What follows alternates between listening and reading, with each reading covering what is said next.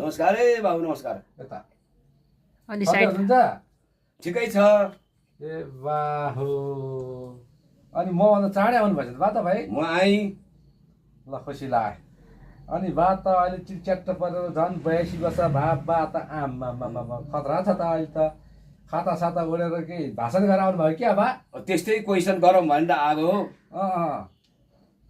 ल गर्नुहोस् के तपाईँहरूको मनमा के इच्छा लागेको छ? देशको विषयमा लागेको छ कि मन्त्रीहरूको के हुँदैछ, यहाँ के भइरहेछ, त्यो सबै मलाई भन्नु पर्यो बाले।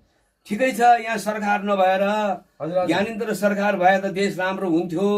केही न केही पृथ्वीनारायण शाहले भनेदेखि बनाएको देश अहिले भन्दै भ्रष्टाचार गरेर बर्बाद गर्नुभयो।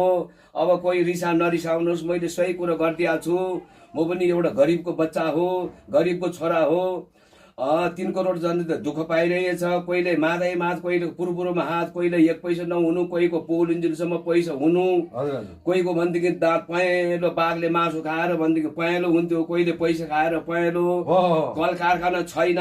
पहिला राजा पाल महेन्द्र सरकारको पालमा भएको भनेदेखि कल कारखाना के अरे यो वीरगन्ज कारखाना कहाँ गयो, बुढोल कारखाना कहाँ गयो, पतञ्जली जग्गा कहाँ गयो, बालोटारको जग्गा कहाँ गयो। यस्तो भएर बर्बाद भएर देश बिग्रियो। के गरेर बिग्रियो हो र? त्यसो भएर ज्ञानेन्द्र सरकार आइदिएदेखि बालिन शाह सरकारले ल्याइदियो, सुदन गुरुङले ल्याइदियो भने, रवि लामेछाने भाइले ल्याइदिएर यस्तो गरिदियो भने देश राम्रो हुन्छ कि भन्ने। तपाईँलाई के लाग्छ? ल्याउँछ जस्तो लाग्छ कि लाग्दैन? मलाई ल्याउँछ जस्तो लाग्छ कि लाग्दैन?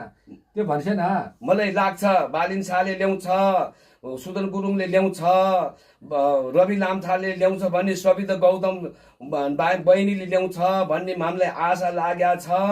हामीलाई बुढो ठुलो आशमा छ। हामीले माओवादीको पनि भोग्यौँ, एमालेको पनि भोग्यौँ, नेपाली काङ्ग्रेसको पनि भोगी सारा। अब देखि जग्गाहरू सर्वस्व बेच्या पनि देख्यो। अहिले पैसा छैन। कोहीको घरमा पोल हुन्थ्यो पैसा, कोहीलाई भातै भात, कोहीलाई लातै लात, कोही सुरुवालमा मुतेर भाग्ने, भाषण पनि ठुलो गर्ने। नरिसाउनुहोस् है पुरानो नेता, तपाईँहरू नरिसाउनु, भएको कुरो गरिदिएको छ नि मैले। नरिसाउनुहोस्।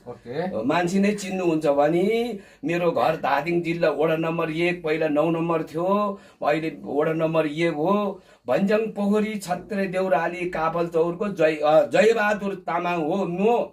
नरिसाउनुहोस्। मैले तपाईँहरूको केही कार्यक्रम के भयो, देशमा के भयो यस्तो अहिले सबै बालिन शाहको टाउकोमा हाल्छ।